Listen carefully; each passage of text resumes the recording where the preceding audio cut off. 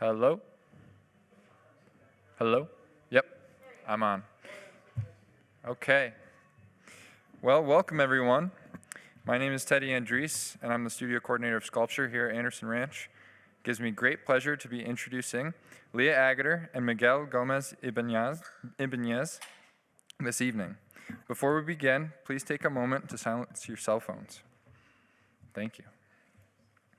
Anderson Ranch would like to also acknowledge that our campus resides on the traditional ancestral territory of the Ute people who have called the Roaring Fork Valley and beyond home for over 800 years. We are committed to honoring indigenous ancestors and residents of the sacred land where we learn, work, and create. Tonight's program will consist of 2 faculty lectures followed by a Q&A.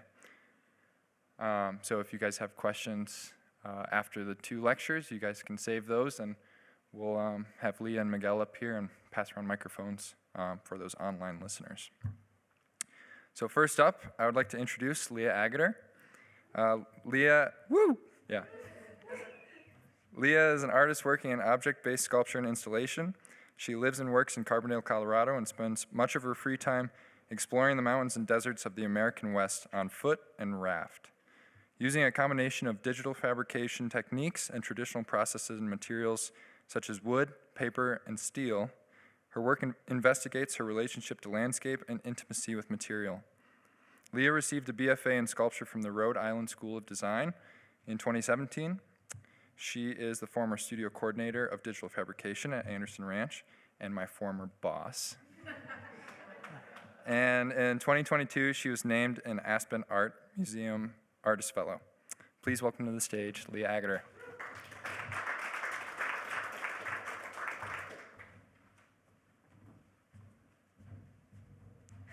All right. Thanks for the introduction.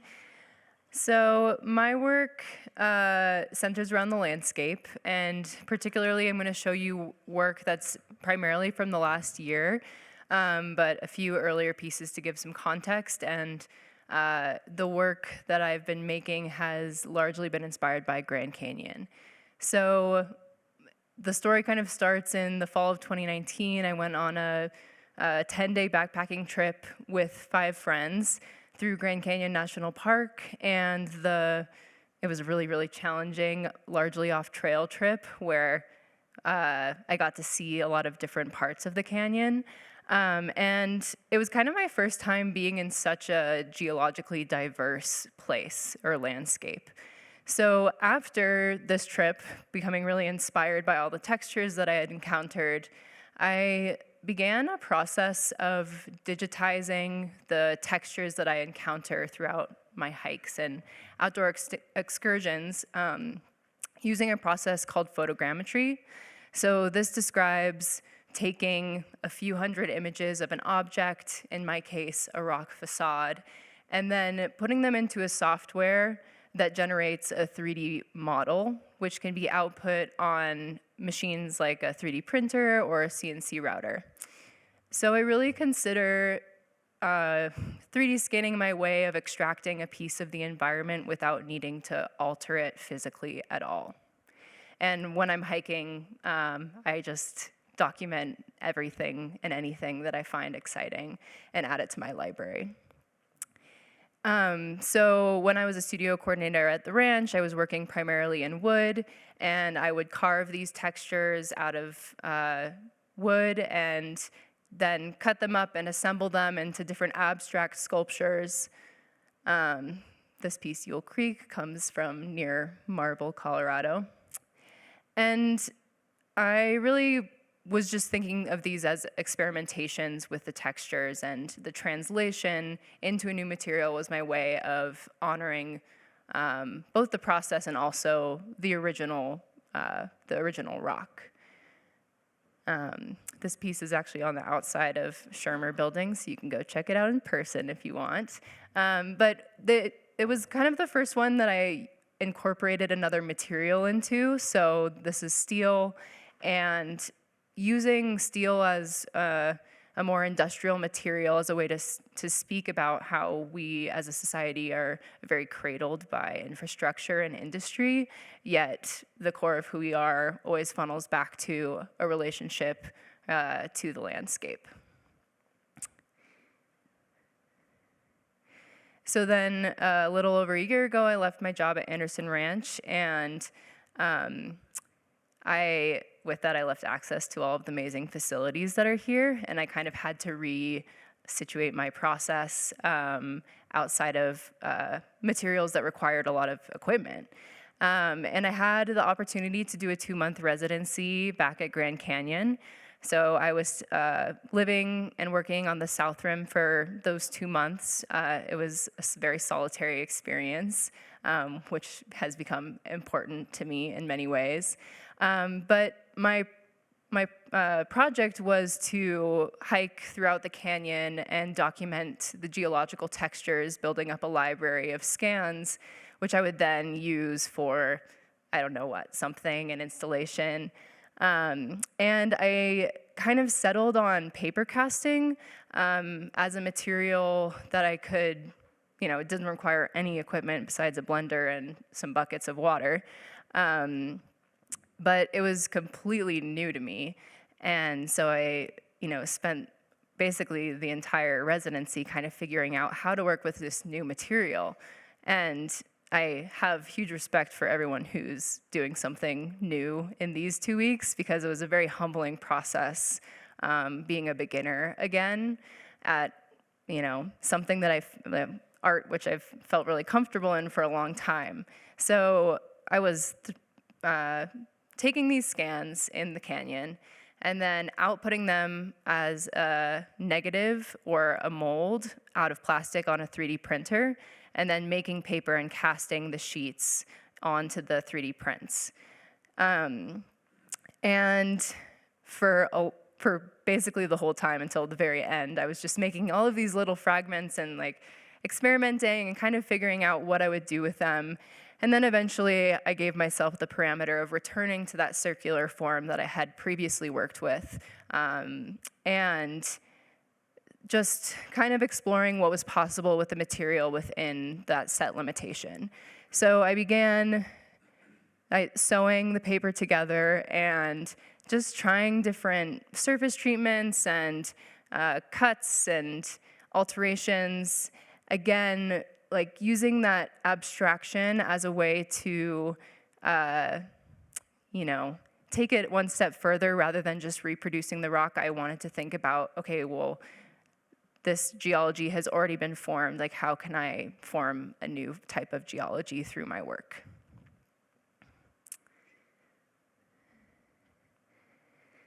I actually meant to start a timer, but I forgot. But hopefully we'll be good on time. So I finished those pieces up maybe in March of this year. And then for 3 weeks in April, I had another opportunity to go back to the canyon for a 3-week rafting trip.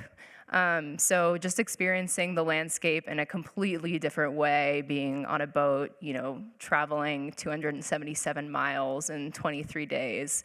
And then also with 15 other people. So I had spent a lot of solo time in the canyon during my residency, and then this was a very, very different experience of being surrounded by others.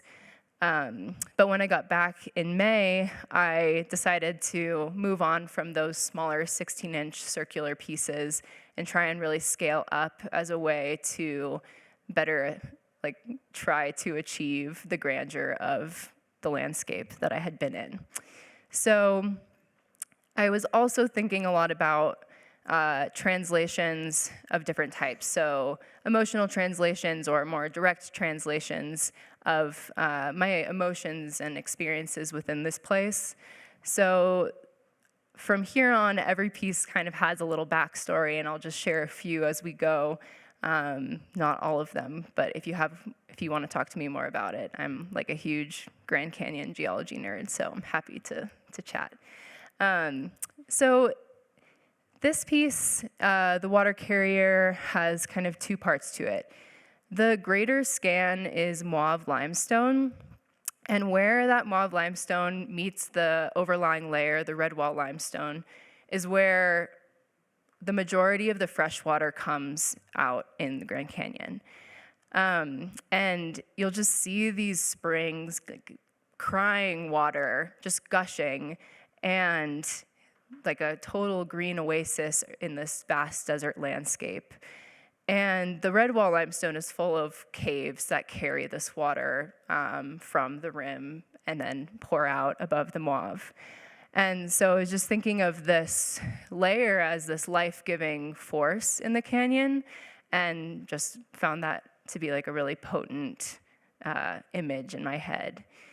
And then on the second backpacking trip that I did during my residency, I was solo at this area called Nanqueep Creek, which is a really popular destination for river travelers, but not that many people hike down in there, so I ended up not seeing anybody while I was there. And the night that I hiked down, or the day that I hiked down, I got to my campsite after dark. And there'd been some complications with getting to the trailhead, and I was feeling like pretty frustrated with myself and kind of trying to talk myself down from that frustration and to acknowledge where I was. And this is the site of an historic trail from rim to river. There's a granary where the creek meets the Colorado River. So, there's a lot of ancient history there. And when I woke up the next morning, I had been camped a few miles above the confluence with the Colorado.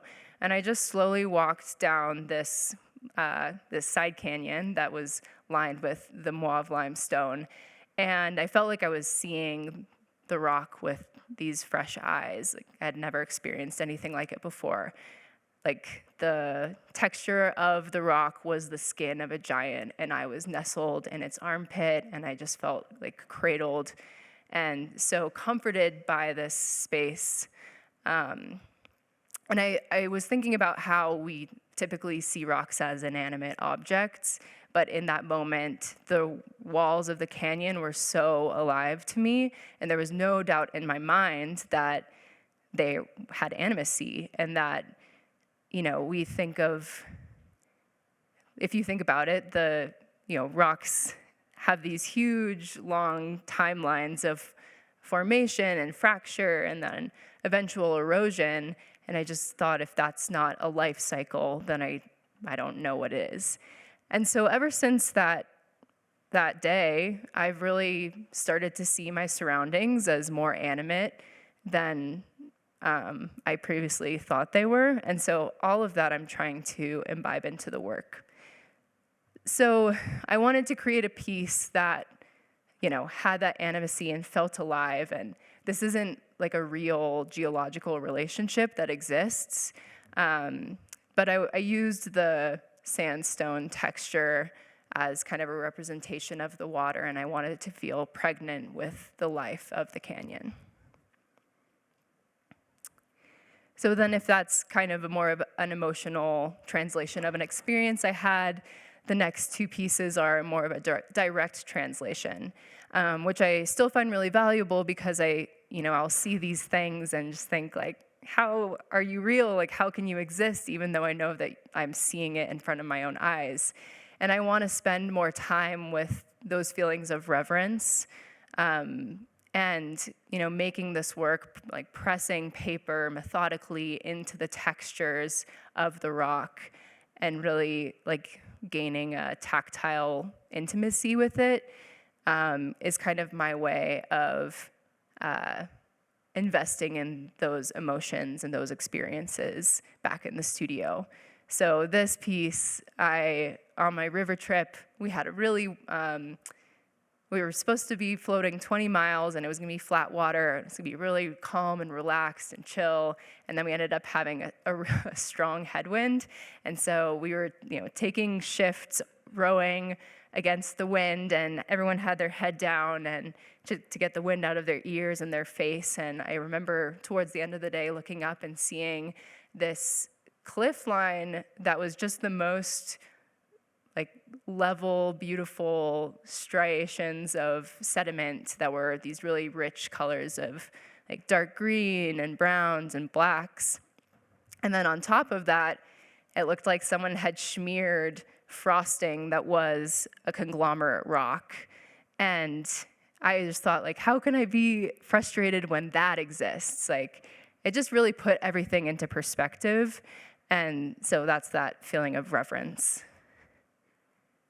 And then this piece was also inspired by that moment. But in this case, I'm not directly translating a 3D scan. It's more of, just in this case, I'm taking sheets of paper that I've cast and then ripping them and kind of building up to create my own form of a sedimentary layer. So next, I'm moving into a show that I have up right now at the Art Base in Basalt. That's my little plug. There's one more week to see it in person. But this show is called Once a River, and I'm just going to kind of scroll through some install shots while I talk about the general concept. Again, there's like a little story behind everything, and I won't go into that, rather just speak to the broader concepts of the show. But you'll see the different types of textures, so like the 3D scan texture versus the layered texture throughout this small exhibition. So I'll start with the title, Once a River. It refers to the different landscapes that our current world has taken throughout Earth's history. So, evident in Grand Canyon, you can see that that area has been like the bottom of an ocean. It's been sand dunes. It's been marshland. It's like had all of these different evolutions. And I think it's really helpful when I get like down about human-made climate change to kind of put into perspective that climate changes, and I know it's happening at a really rapid rate right now, which is really sad. But if we waited another few million years, Mother Earth would do it herself. And so I just like to, I like to have that perspective kind of going in the back of my mind. So that, it alludes to that. But then it's also about that human-forced climate change. So when I was on the Colorado for those 3 weeks, I was learning about dam infrastructure and, all of the ways that society engages with the forces of a river.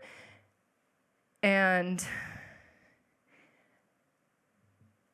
I was really trying to imagine through this show a way in which I could galvanize like ideas about hope and also frustration and like just all of that complexity of emotion into something more positive. So, again, going back to the title, it refers to the sadness about lost landscapes and what the Colorado or any river could have created, like the landscapes that could have been if its seasonal forces had been allowed to persevere. And I think about Lake Powell that's formed by Glen Canyon Dam and how I'll never get to see Glen Canyon. And eventually, due to drought, Powell will become obsolete, and then it will have completely changed that landscape into something new. So this one you'll recognize from earlier. And I should say that this is a pretty chronological presentation. So yeah, with all that complexity of motion, I wanted to try and think, like, how can I interpret the geology of today into a hypothesis of the geology of tomorrow, of the future? So one kind of realization that I had during my residency was that the way that I engage with my outdoor surroundings really mimics the way that I engage with material in the studio. It's like very detailed. It's kind of a relationship of patience and problem solving. And I liked the idea of kind of bringing my hand a little bit more back into these works. So I started building these arch forms, which are just bent laminated wood covered in graphite. So I wanted it to build armatures that kind of brought the idea of craft back into the work, but also referenced, industrial landscape or infrastructure in some way. And I was thinking about, kind of a utopic future in which the hand and the landscape can come together more in harmony than opposition. And it's not like I'm necessarily, trying to find a solution to dams or anything like that, but it's more of a thought experiment and just like a visual experiment in abstracting craft or mixing craft with these 3D scanned forms. So I'm incorporating 3D printing, joinery to kind of further that conversation, and just building forms that might like have some reference to something that I've seen, but then kind of take it into my own language. And then finally, with this show, I was thinking about those time scales. So in the show, I have these 3 suns, and then this piece is the moon, and they're on opposing walls. And I wanted to bring in the time scale of 24 hours into the conversation of the time scale of like 240 million years or longer, as a way to think about, this future in which, we have this harmony between us and nature, but also like we've kind of recentered our society around a reverence, like both for the immediate and for the long-lasting. And so I think of these suns and moon as kind of a presence in the gallery to just try and like circle that back around. And I guess I didn't really talk about it with an image up, but you might have seen the flower in some of the install shots, and that's kind of the entryway, I hope, for people to see the life in the space and then start to realize that there's life in the geology as well. So I hope, if anything, you come away with like, you'll go outside and try and find the animacy in the world around us in a way that you hopefully have experienced before, maybe not. But thank you so much to Anderson Ranch for having me, and I look forward to hearing from Miguel. Thank you.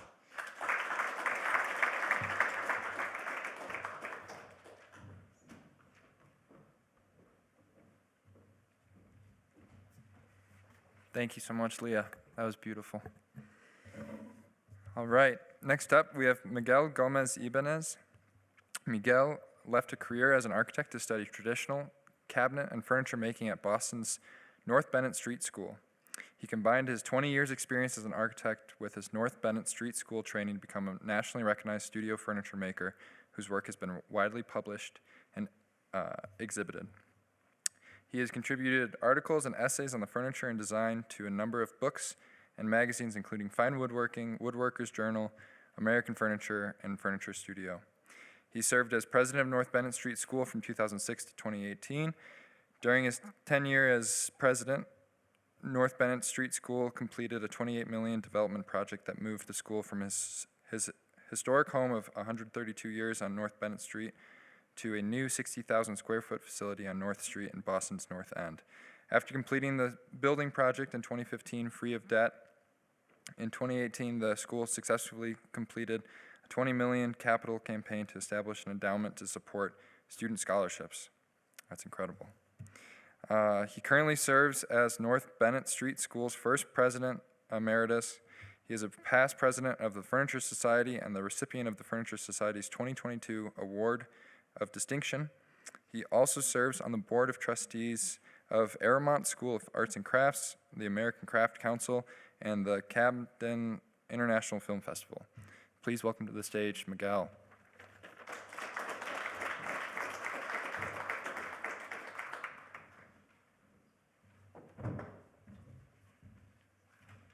Thanks, and for a personal presentation, a very personal presentation, which I appreciate the story of your evolution. And this is going to be a story of my evolution a little bit too. But I thought I'd start with a picture I took at noon today at lunchtime, and thought maybe we could just stay right here, and everything's downhill from here. But we're going to go on. I came to furniture making late in life. I was I'm an architect. I was starting to get more and more frustrated, and one day I walked down Newbury Street and saw an exhibition of student furniture from North Bennett Street School. This isn't that exhibit because there was no photograph of that. This is another student exhibit from later years. But what I was struck with was the competence and the skill in the work. And, I just thought to myself, I'd like to be that skilled. I'd like to do something that competently. I would just like to be that person who had that kind of control and understanding of material and technique. So I decided I would quit architecture and enroll in North Bennett Street School, the school that produced all those students. So here's the mothership, North Bennett Street School in Boston's North End. It's been there since 1881. When I would take the commuter rail to Boston from where I lived, I felt like I was on a journey to a kind of a monastery that was populated by another culture that was very much in opposition to the culture in which I had been living. I spent my days I spent my 2 years here in this shop in that building, and time would go by. I mean, the day would be over before I knew it. The lessons I was learning seemed different than the lessons I had been learning, especially in architecture school. They were more lessons learned by experience than by thinking, and I was gaining a lot of confidence in myself, not because I thought I was very smart, but because I was starting to understand the connection between my brain and the rest of me. I also found there a real sense of community. It was a learning environment in which everybody was mutually supportive. My work was out there. If there were gaps in my joints, everybody could see it. You couldn't hide anything. But nobody was critical. Everybody was supportive. And it seemed to me that the world of craft was a new and wonderful place for me to be. So I started my student work, and I found I was completely taken by historical forms. I trained as an architect. You're really not trained to give much credence to historical forms, much less furniture forms. But I found in the historical furniture forms a kind of a new wonder world of meaning and energy.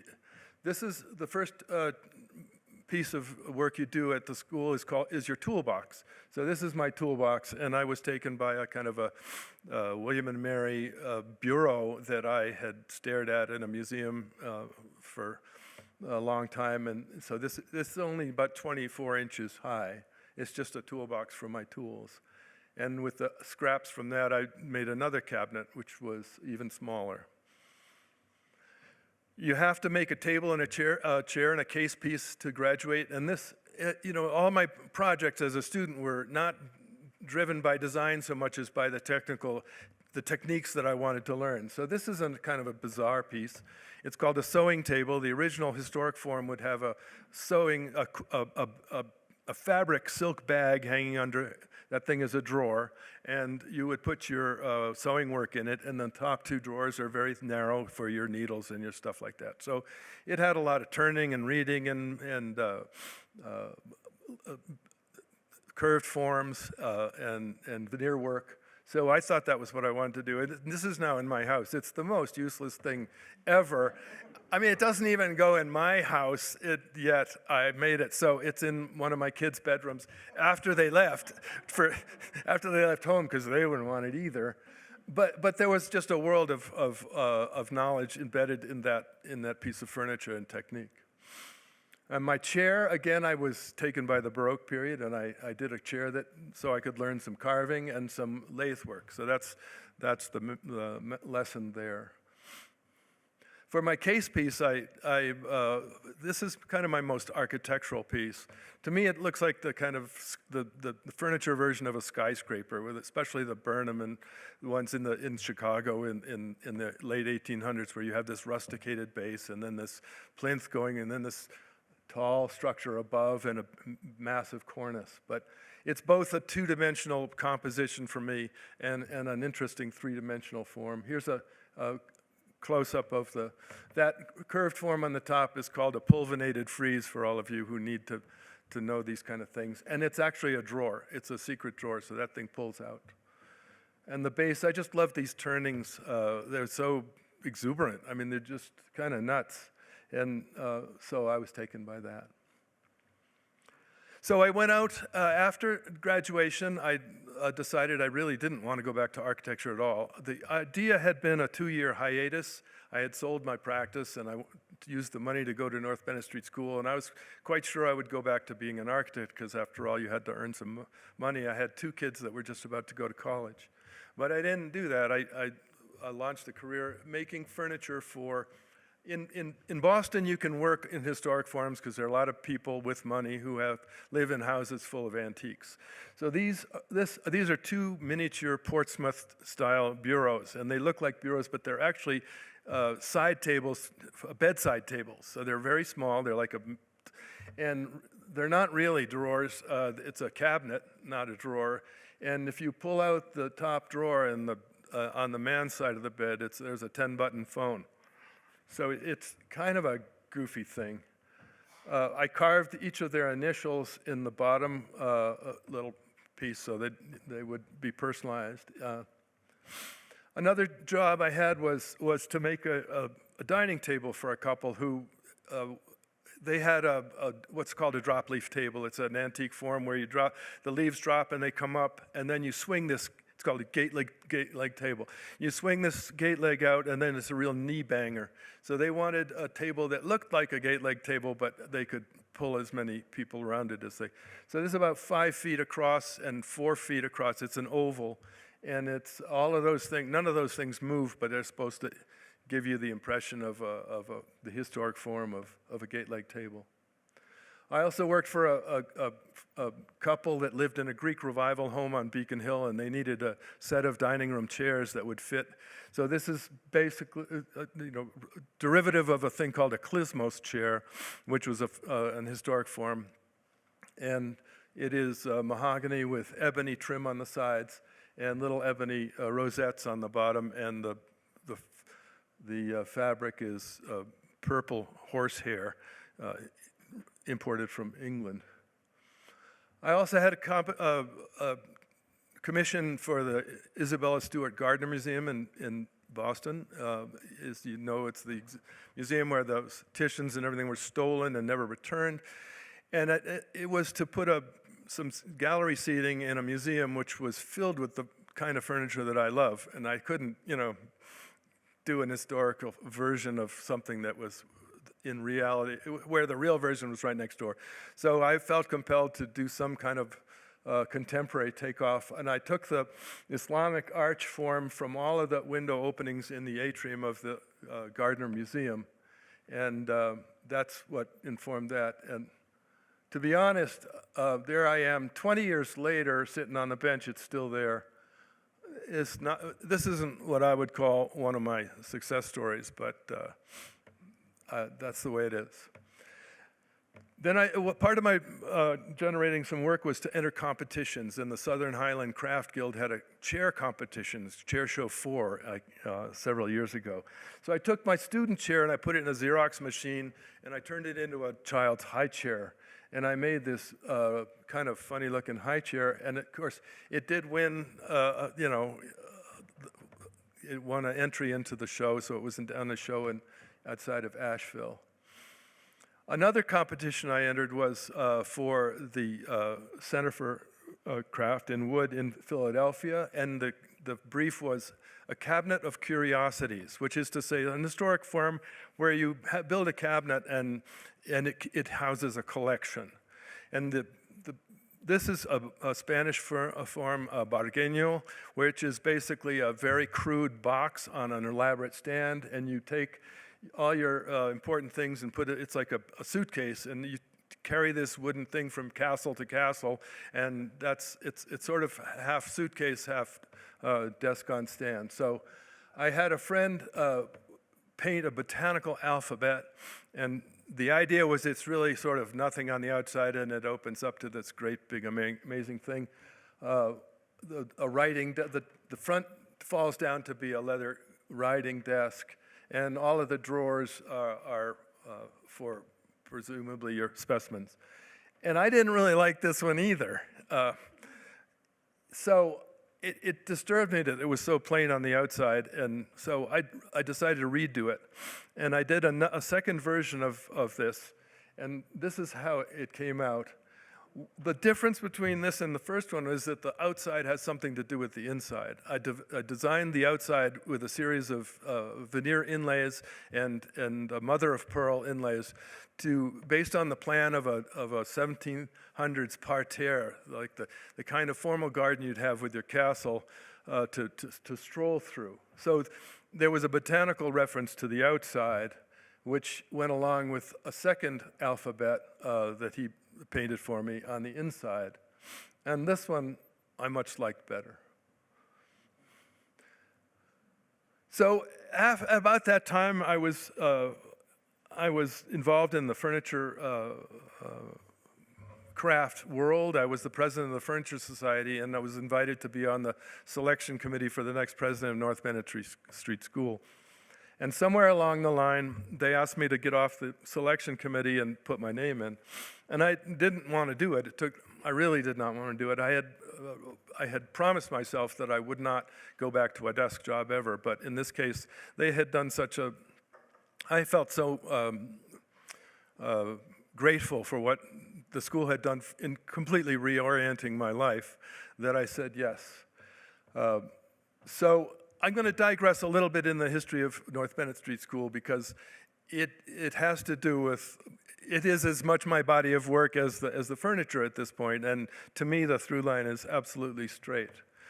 Here's the school in 1881 when it opened. The North End had 40,000 residents at the time. It has 10,000 now, and it feels crowded now. It was started as a settlement home, which is to say it was a house for immigrants who lived in the North End, and it would provide wraparound, what is now known in the jargon as wraparound services, and take the boys, the children in to teach them manual arts during the day, and in the evening they would take the parents in to teach them English and rudimentary skills to acclimatize them to be, productive citizens in this country, and they would also provide a bank, a credit union. They had a branch of the Boston Public Library. So it was a settlement house before, 8 years before Hull House in Chicago was started, and that's sort of been known as the paradigm of settlement houses. It was started by this woman named Pauline Agassiz Shaw, and I'm going to refer to my notes here for a minute because just to say that this woman started this craft school in 1880, and I want to step aside to note that the following craft schools were also started by women. That would be the women's sorority started Arrowmont in Gatlinburg, Tennessee in 1912. And in 1925, Olive Campbell started what is now the John Campbell Folk School. In 1929, Lucy Morgan started Penland. And in 1939, Eileen Osborne Webb started the American Craft Council. And in 1950, Mary Bishop started Haystack. So anyway, it's just an aside, a heads up to the women in the world who have started all these schools. This woman was the daughter of Louis Agassiz, who was a Harvard geologist, and his fame was that he grew up in Switzerland in 1820, and he noticed the glaciers in Switzerland and in Germany, and came up with this theory of glaciation that explained the geological forms as the residue of the glacial period. And that was to me, I'd seen pretty much of a stroke of genius to look at that stuff. Her mother was the first president of Radcliffe, and a wealthy woman in her own right. And so Pauline sets out to start this school, and she's involved in a household of educators where, you know, Henry Wadsworth Longfellow and Thoreau and all these people are their dinner guests all the time. So she's into Froebel blocks and pays for kindergartens to be included in all the Boston public schools. So this is her work. And then when she got that done, she went to middle school. And for middle school, she imported from Sweden this gentleman, Gustav Larsson, whose philosophy of education was the Sloyd system. And it was totally built on the idea of working with your hands. And the idea that working with your hands is more than a vocational training, but it's a training of your mind and your personality. So it was a series of things that you made out of wood, each in progressive order of complexity. And for him, you know, creating a curve, as in the coat hangers, was the apex of understanding. To fair a curve and to make a beautiful curve. But all of those, everything you did in school, you took home, and it was a useful object to your parents who were living in that slum. A disadvantaged neighborhood, you would say now, but it was really a tough place to live. So then she started teaching Sloyd teachers to spread Sloyd throughout the country, and most of the shop classes that people know were actually started by Sloyd teachers.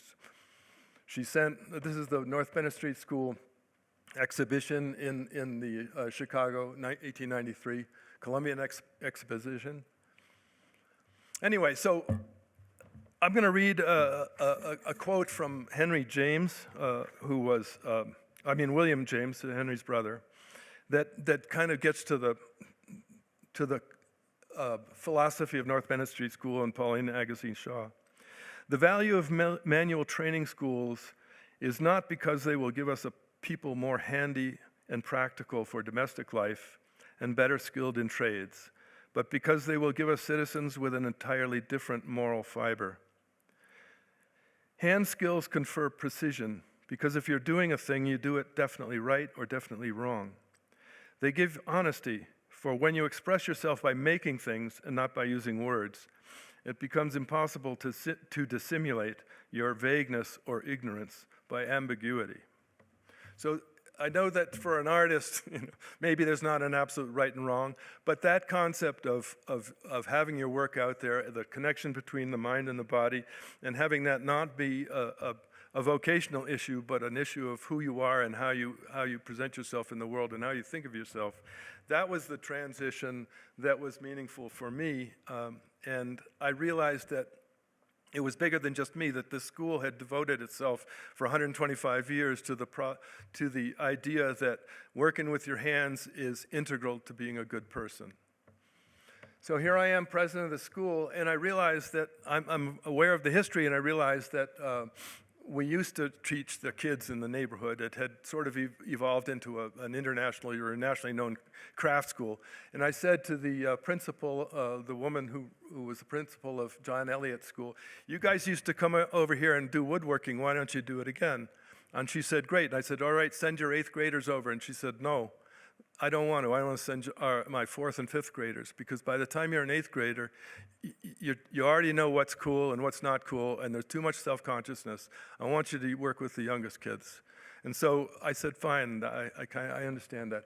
So we started bringing their kids over to the school to use their hands. And that's me in the left, because it was kind of like a shot in the dark, and so that I was teaching.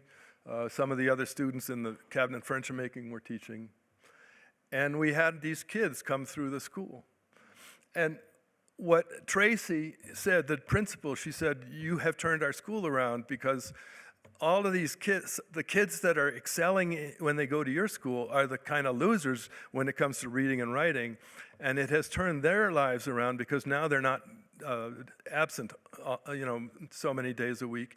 Not only that, but the other kids who thought they were losers see them excel at working with their hands, and all of a sudden they're not losers anymore. They're just really good at that thing that these other kids who are good at weren't good at. So it was a wonderful affirmation of the history of the school and also of my transformation from, I would say, a mediocre architect who made money and enjoyed the design world to being a really happy person working with my hands and making a lot less money, but doing something that felt important. So there's the Elliott School, and there's North Bennett Street School, and then we're both in the process of expanding, and neither one of us have space. So Tracy and I developed this thing where, what if I sold the city of Boston my school, and the city of Boston sold North Bennett Street School, this large industrial building at 152 North Street. So here's the process. These were two surplus buildings owned by the city, a former police station and a former printing plant, because no city needs their own printing plant anymore. This is the pre-bid walkthrough, showing what a lovely building it is. It's all concrete. You can put machinery on any parts of that floor and not worry about a thing. And you can spill all over it, and it's just perfect for a craft.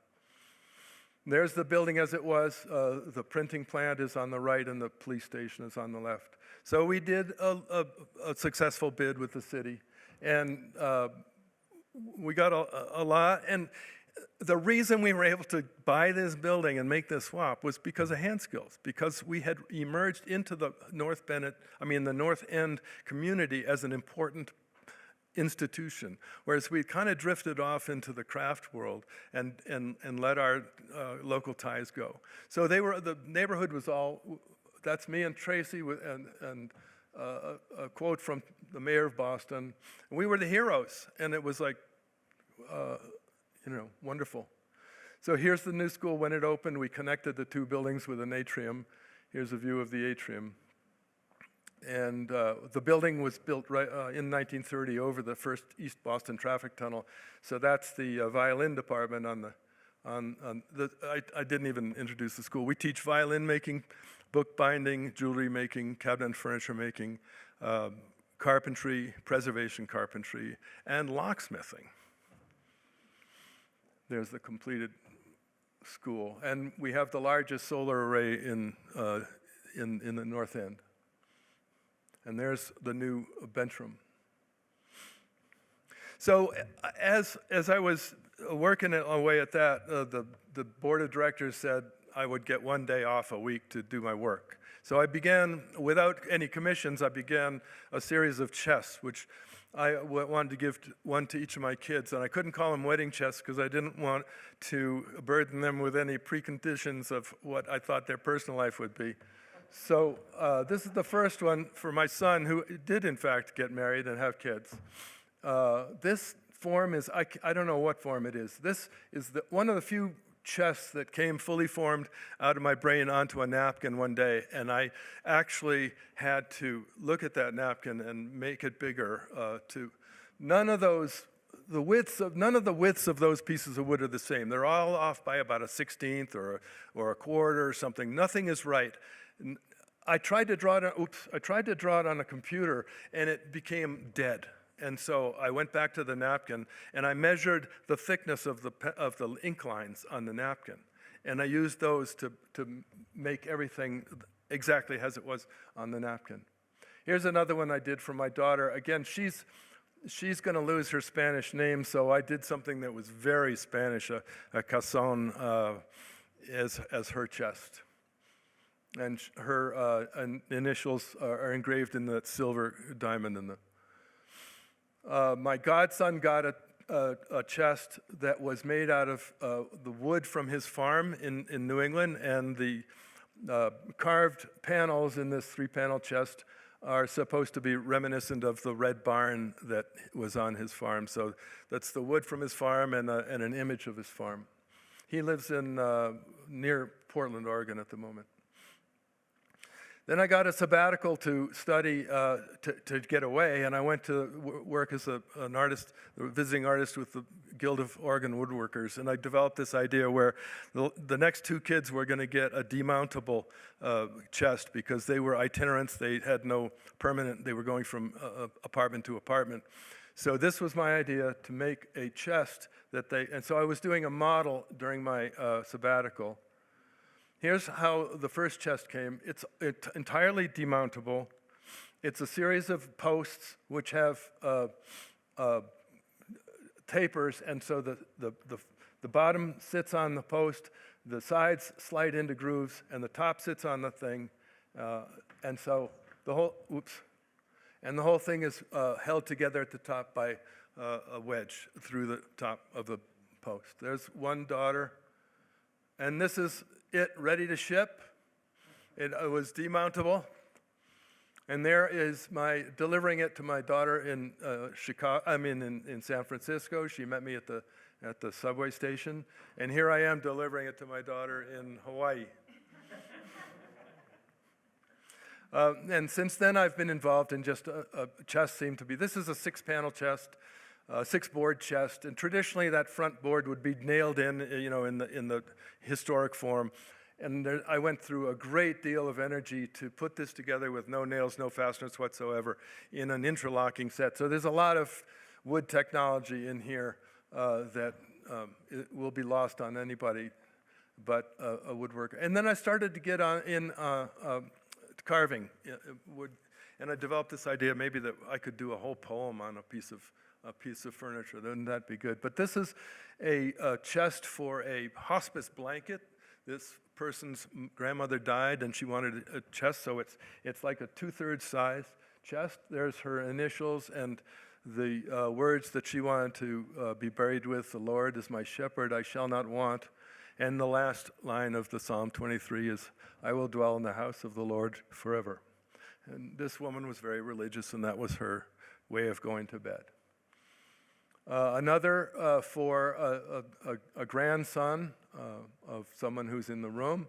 Again, this is Oregon big leaf maple in a panel chest, and carving the name of the person whose chest it is and will be. A commission for an individual who has Parkinson's. Wanted a desk that was lightweight and not very big so he could move it around to be wherever he was. So it's kind of an exoskeleton piece of furniture where their structure is all exposed.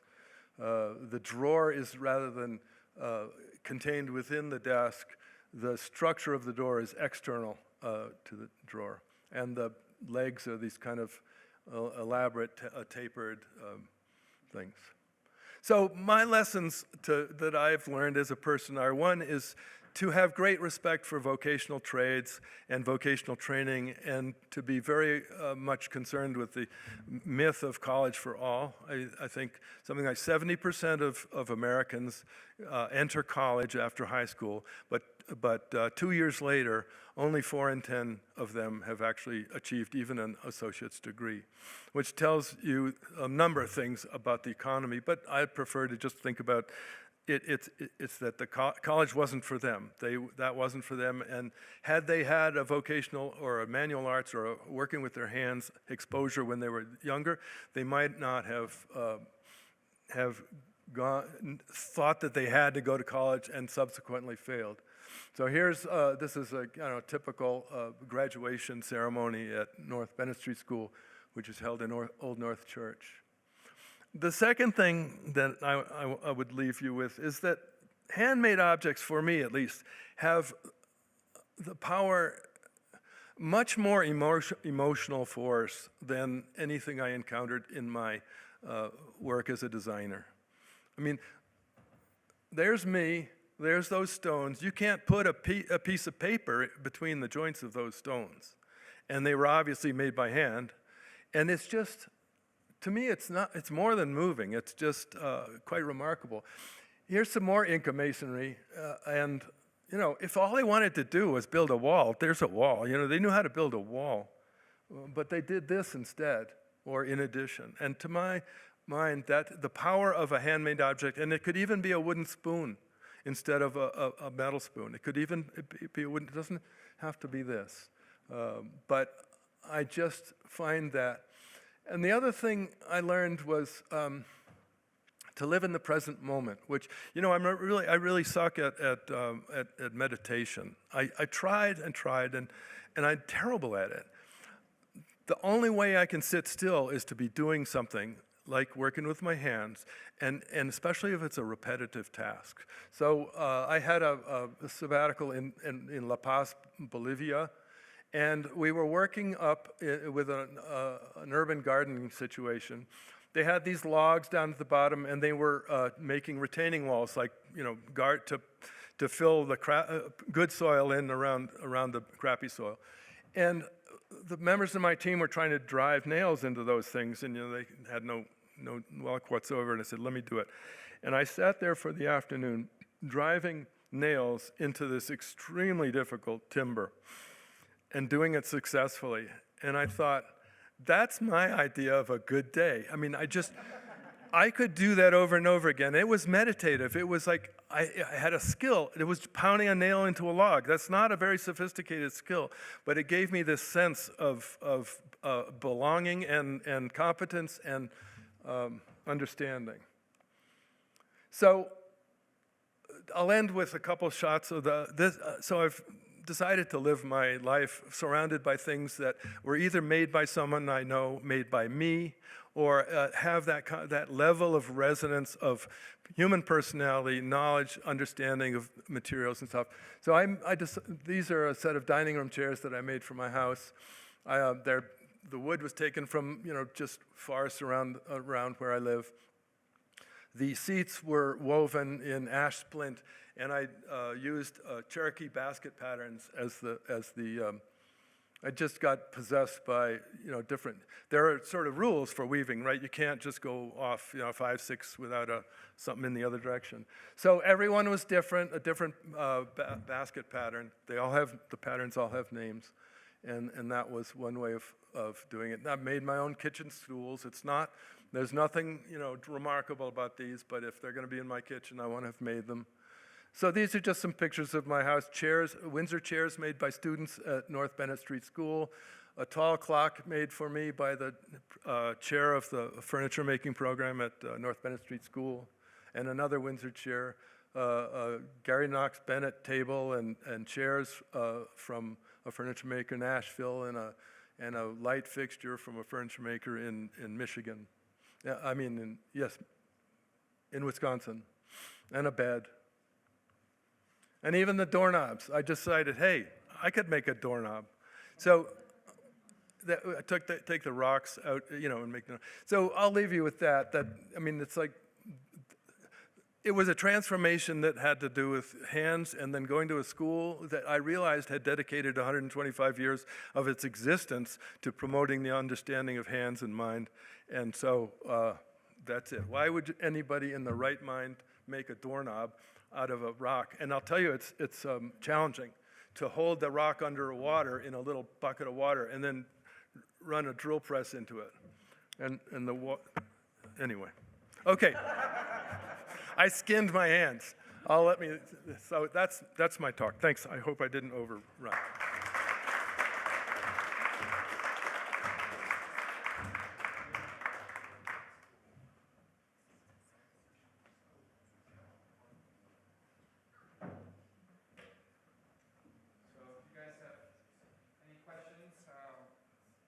Couple moments and ask Leah and Miguel. If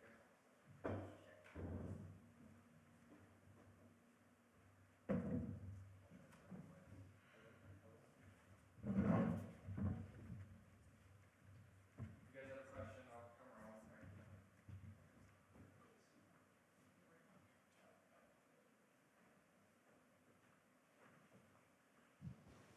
Hello? Oh, can you hear me? Okay. I had a question. Leah, you talked about emotion and the landscape in your work. Can you talk a little bit more about that, how that is filtering into your work and how you're connecting with that in the materials that you're using? Yeah, Oh well, there we go. So I first would say that I recognize my work as very abstract, and that maybe the emotions that I'm thinking about aren't always legible to the viewer, but that it's like the act of making the objects that allows me to just spend more time with them. The materials that I'm using, you know, I moved to paper out of necessity, but I think that just like a different sort of tactile quality to it than working with wood has like allowed me to gain more intimacy with the rock forms that I'm working with, like versus I used to have the CNC router carve those textures. And now, even though there's still digital fabrication involved, like I actually really get to engage in a tactile way with the paper. And so that like helps me just connect more to the textures and to those emotions. And then I also think like the addition of color has been a really exciting thing for this body of work. And it allows me to just bring in different types of imagery. So yeah, I don't know, other than that tactile quality, if the paper is really responding to the emotion specifically, but it's just the act of making it that is. Oh, that makes sense. And the paper's also, I mean, it's more fragile. Yeah, it is fragile, but it's also, it's pretty strong. The paper I use is Abaca paper, and the fibers are really long. So you can manipulate it pretty well when it's wet, and it doesn't rip as easily. There is a fragile element to it, but it has a little bit of give to it as well. Is there somebody else with a question? Anyone else? Okay. I have a question. I love the combination of your works together in here. You talk about the body and the mind and the hand. And anyways, but I do have a question for Leah. I was curious when you're developing, well, kind of two questions. When you're developing the installations, are you doing it on Rhino or do you have models? And secondly, do you think, like, will you integrate metal in your work? Because I know our workshop's pouring metal, so I was curious about that. The two largest pieces in the show, like the archway and then the one that was on kind of a standing wall, those I did design in Rhino, specifically because I needed to figure out the joinery. And so that was my solution for that. And then I've mentioned to my class, but Rhino is a 3D modeling software for those who aren't in my class. And I really use it as a sketching tool because I'm not very good at sketching on paper. And so it's a way for me to see things in the round and get a better sense of what they're going to look like. So I did do that, and then I can't remember if there was a second half. Are you going to metal? Oh, metal. Yeah, I'm excited about the potential incorporation of metal into the work. I mean, one thing I love about the paper is it's so light. Like those biggest sculptures weigh under 10 pounds. So that's kind of hard to beat. But what I am excited about with those is translating those 3D prints into metal. So the joinery would become metal eventually.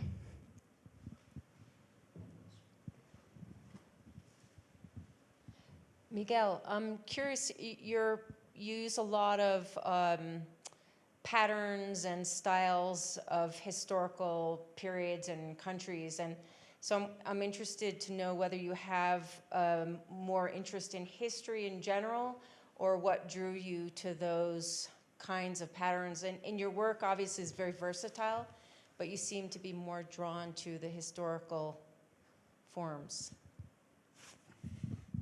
Yeah, I am, and as I said, it was because I think I've been trained that those are bad. You know, that they're culturally irrelevant, non-responsive to our environment of mechanized everything.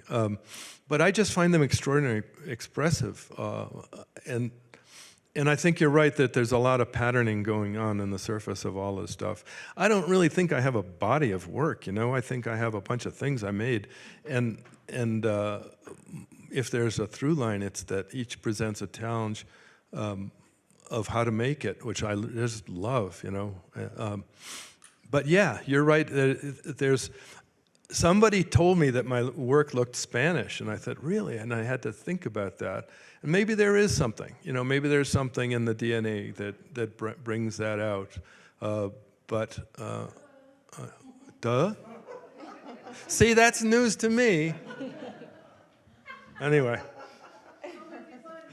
Yeah, but that doesn't mean you know, you grow up with a name like mine in the 50s, and it's like you don't want to have that name. You're not proud of this thing. You're not, you know, every time you have to say it to somebody, it's a huge embarrassment because nobody can pronounce it. So, no, it's not like the Hispanic culture of today where it's loud and proud and wonderful. Now it's okay for me to have this name, but it wasn't when I grew up. Yes, maybe. Miguel, it seems like you discovered working with your hands. But how much did your previous training and career in architecture influence your making?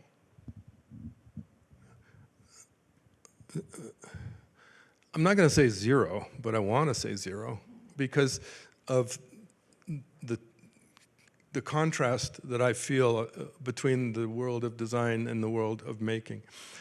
One part of I gave you almost my whole resume, but the one part I didn't give was that during the Vietnam era, I had to enlist in the Navy, and so I went into the Seabees, and I was trained as a carpenter. And so after that, I went to architecture school. And after that, I was on the job site as an architect supervising construction. And I was so aware that my architect fellows had no idea of how to of the reality of building, that, you know, 2x4s aren't straight, you know, and stuff like that. It's just, I'm getting lost here. What was the question? How did architecture, your previous background in architecture, influence your making? I guess the answer then is going to be that it made me realize that there was too much of a disconnect between the making and the design world. And I would want to throw my oar into the maker's world.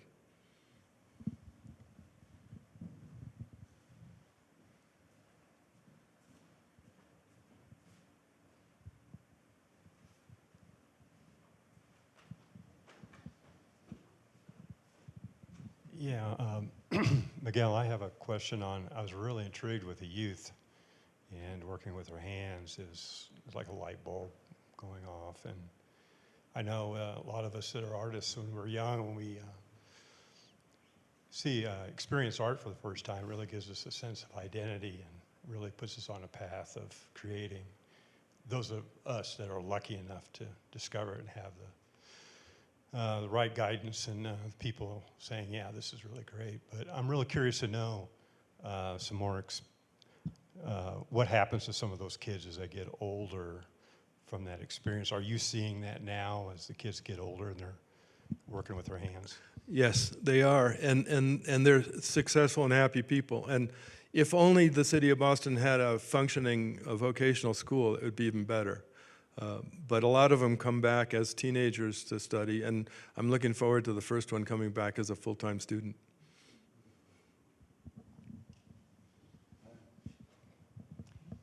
I have a question for both of you. Miguel, remember, I met you on the first day, and you said one of your projects was you were involved in some of the restoration for Notre Dame? Notre Dame, Yeah. in France. Yes. What was your role there? Zero. But I was the president of the school, and they had a preservation carpentry department, and the students that we trained became a part of the restoration project for Notre Dame, and we sent our preservation carpentry students to France to help with the fabrication and assembly of the roof trusses.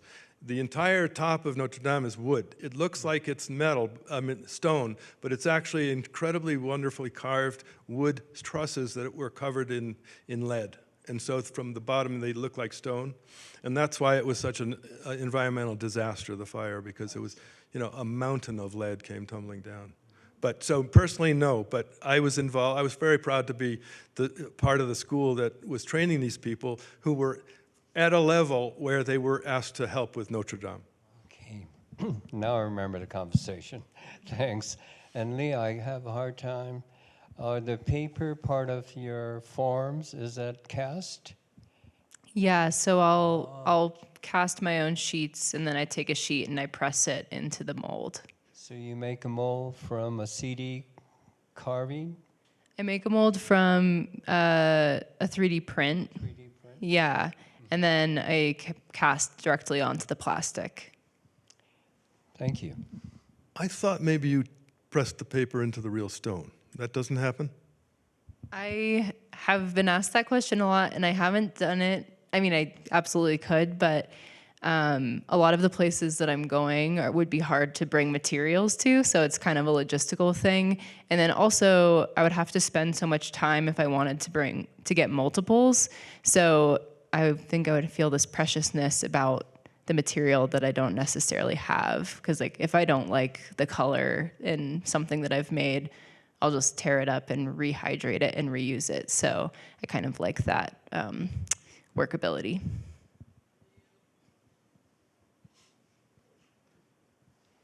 All right, thank you guys so much. Thanks for coming.